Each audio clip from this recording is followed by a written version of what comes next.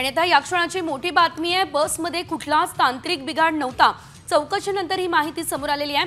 मात्र बसचा वेग आपोआप वाढू लागला आणि ब्रेक फेल झाल्याचा चालकाने दावा केलेला आहे। बस चालक हा कंत्राटाद्वारे नेमण्यात आलेला होता, त्यामुळे बस चालकावरती सदोष मनुष्यवधाचा गुन्हा आता दाखल झालाय।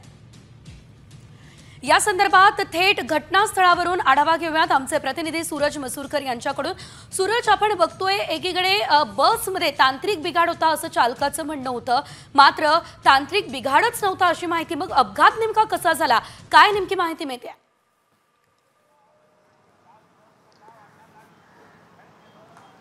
नक्कीच काल जो अपघात झाला तो खरं म्हणजे काल भीषण होता, ज्यामध्ये अनेक जण चिरडले गेले आणि अनेकांचा मृत्यू जो आहे तो झाला।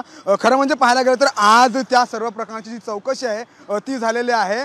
चालकाने असा काल दावा केला होता की बसचा जो स्पीड आहे तो अचानक वाढू लागला होता आणि बसचा जो ब्रेक आहे तो फेल झाला होता, त्यामुळे ही सगळी घटना घडली। मात्र आज चौकशी झाली आणि बसमध्ये कोणताही तांत्रिक बिघाड नव्हता अशी माहिती समोर आलेली आहे। आणि सगळ्यात महत्त्वाचं म्हणजे जो चालक जो होता, बस ड्रायव्हर, तो जो कंत्राटी पदावरती नेमण्यात आला होता आणि तो नुकताच 1 डिसेंबर रोजी कामावरती रुजू झाला होता। म्हणजे अवघे काही दिवसच त्याला झाले होते। कोणत्याही प्रकारचा चालकाला अनुभव नव्हता, गर्दीमध्ये बस चालवण्याचा चालकाला अनुभव नव्हता, त्यामुळे कुठेतरी घटना घडली असल्याची प्राथमिक अंदाज जो आहे तो लावण्यात येत आहे। आपण सध्या त्याच बस आगारामध्ये आहोत, ज्या ठिकाणी सेजल मी तुला ही बस दाखवू शकतो की कशा पद्धतीने ही बस जी आहे ती या आगारात आणलेली आहे। आणि बसची जी आता अवस्था आहे म्हणजे काचा वगैरे सर्व फुटलेल्या आहेत। ही बस आता या आगारामध्ये ठेवण्यात आलेली आहे। बसची देखील आता पूर्णपणे तपास जो आहे तो केला जाणार आहे। पुन्हा एकदा फॉरेन्सिक टीम देखील बसचा तपास करणार आहे अशी माहिती जी आहे ती समोर येत आहे। पण खरं म्हणजे आता जी माहिती समोर येते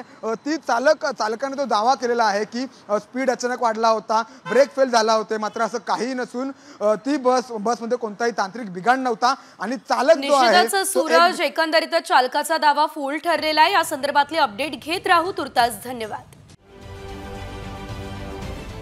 महाराष्ट्रातील सर्व बातम्यांचे विश्वासार्ह व्यासपीठ,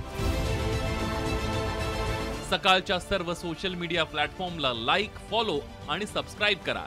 तसंच सर्व नोटिफिकेशनसाठी बेल आयकॉन प्रेस करायला विसरू नका।